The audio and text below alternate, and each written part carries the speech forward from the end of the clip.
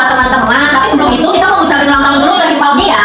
Yuk kita ucapin selamat ulang tahun. Selamat ulang tahun Ki Paudi. Semoga semakin sukses dan jaya.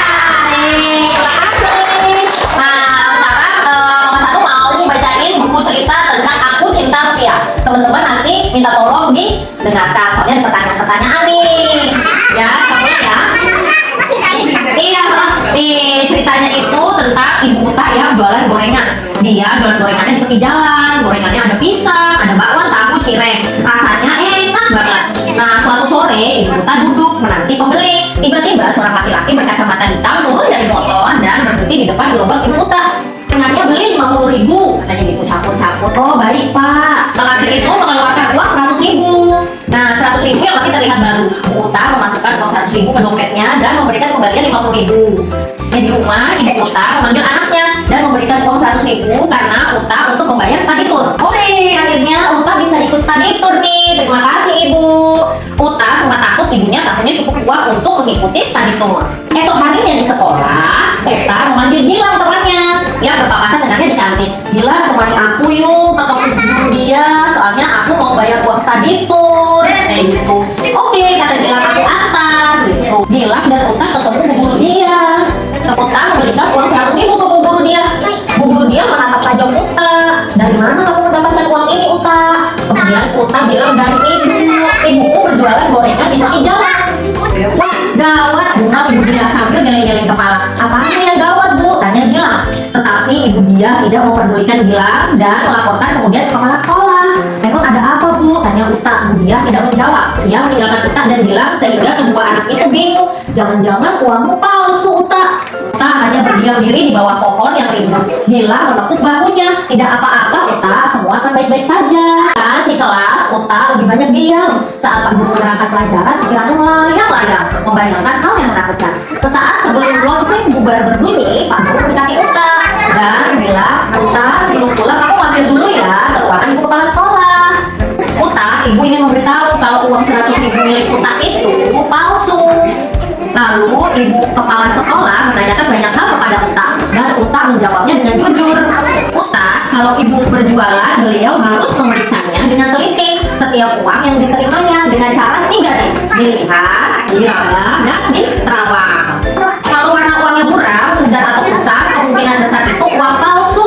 Kata bu guru, coba perhatikan benang pengaman pada uang ini. Budina mengeluarkan uang 100.000 milik Uta. Dengan 100.000 ia memeriksa dan sangat terkejut. Ternyata benang pengaman pada uang tersebut tidak ada perubahan warna dan tidak terdapat tulisan Bank Indonesia 100.000. Jadi Uta masih harus membayar kekurangan uang study tour sebesar 100.000. Waktu di kantin, Uta bertemu dengan Gilang.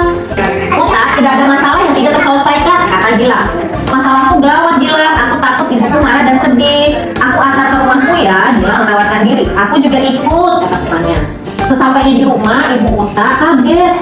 Nah, ada apa? Tanyanya ketika melihat Uta berwajah murung. Uta pun menceritakan pengalaman di hari itu. Aduh nak, uang itu pas-pasan. Kalau ternyata uang itu palsu, apa boleh buat? Kamu tidak bisa ikut study tour. Uta makin sedih. Gilang dan melihatnya pun ikut sedih. Dengan sopan, Gilang bertanya tentang uang palsu itu. Ibu Uta menceritakan kejadiannya. Ada laki-laki yang membeli gorengan banyak sekali, kata ibu Uta di depan gerobaknya. Dia memakai uang 100.000 dan membeli gorengan sebesar 50.000. Di rumah, Gilang menceritakan kejadian yang menimpa Uta dan ibunya. Bagaimana cara membedakan uang asli dan palsu? Hanya Gilang. Caranya adalah dengan dilihat, diraba, dan diterawang. Coba perhatikan uang ini. Kita bisa melihat uang palsu dan uang asli dengan cara uang asli terlihat dengan terang dan jelas, lalu ada benang pengamannya. Ayah Gilang menjelaskan banyak kasir di toko besar menggunakan alat untuk mendeteksi uang palsu. Gilang gak heran kalau ayahnya mengetahui hal itu. Gimana tidak? Soalnya ayahnya tiap hari berurusan dengan uang. Ia harus membeli barang-barang dalam jumlah banyak. Tentu ayahnya gak mau rugi dengan tanpa sengaja menerima uang palsu sebagai pembayarannya.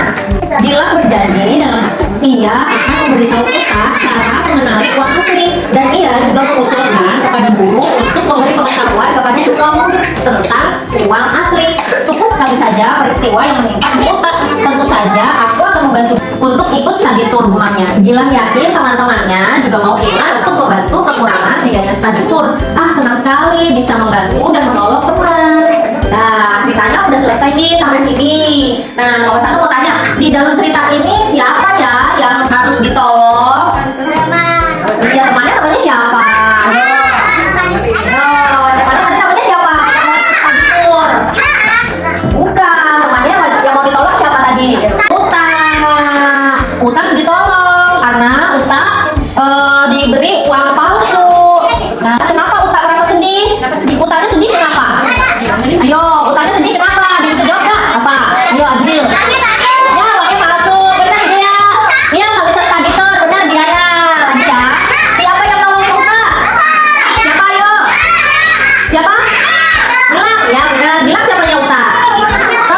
Nah, nih, udah benar. Terus, apa lagi ya? Kalau teman kita kesusahan, kita wajib tolongin nggak? Gitu.